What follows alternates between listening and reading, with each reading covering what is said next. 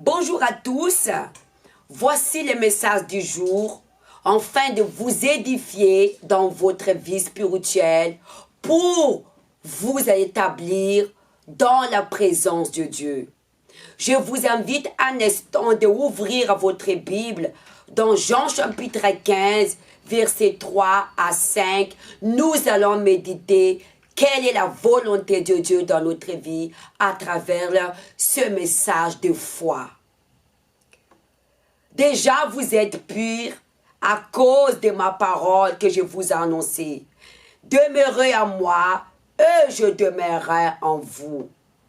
Comme le serpent ne peut de lui-même porter des fruits s'il ne demeure attaché au cep, ainsi vous ne pouvez pas non plus. Si vous ne demeurez en moi et sur le cep, vous êtes les sarments. Celui qui demeure en moi, que je demeure, porte beaucoup de fruits. Car sans moi, vous ne pouvez rien faire. Nous écoutons la parole de Dieu. La parole vient pour nous laver, pour nous purifier. Mais la parole ne demeure pas en nous seulement en écoutant. La parole demeure en nous si nous mettons en pratique. Car la parole de Dieu est la vie de notre âme et de notre esprit. Et dans cette parole, il y a l'esprit de vie.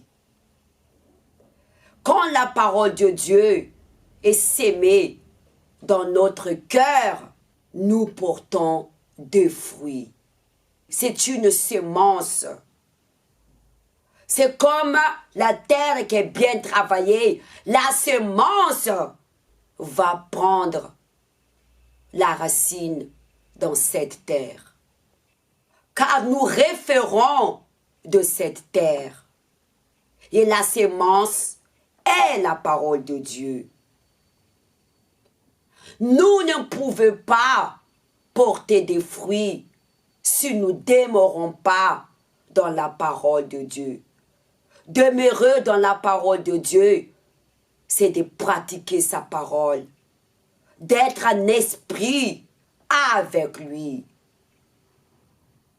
Voyez le couple, s'ils ne sont pas dans le même esprit, est-ce que ce couple y produit de bonheur? Nous devenons un seul esprit avec Jésus si nous pratiquons sa parole. Jésus est le cep, nous sommes le serment et le Père, il est le vigneron. Le vigneron, c'est lui qui cultive la terre et cette terre se réfère à notre vie. Le Père, il cultive cette terre qui garde notre vie si la semence tombe dans la bonne terre. Pour que cette semence tombe dans la bonne terre, nous devrons pratiquer sa parole, d'enlever tout ce qui n'est pas bon, tout ce qui entouffe la parole de Dieu, qui nous empêche d'avoir la croissance spirituelle, afin de nous établir dans la présence de Dieu, pour que nous puissions porter des fruits pour sa gloire.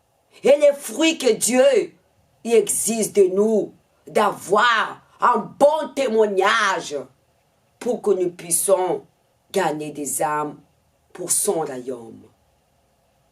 Dites-vous bien que le Seigneur Jésus-Christ, il a donné sa vie sur la croix pour l'amour envers les pères et pour l'amour pour son prochain. Il est venu pour servir les pères en tant que serviteurs. Nous devons faire la même chose que lui. Le Père nous a sauvés pour que nous puissions sauver des autres, afin de garder la grâce du salut si nous servons le Père à travers nos prochains. Si vous voulez porter des fruits, soumettez-vous à faire la volonté du Père.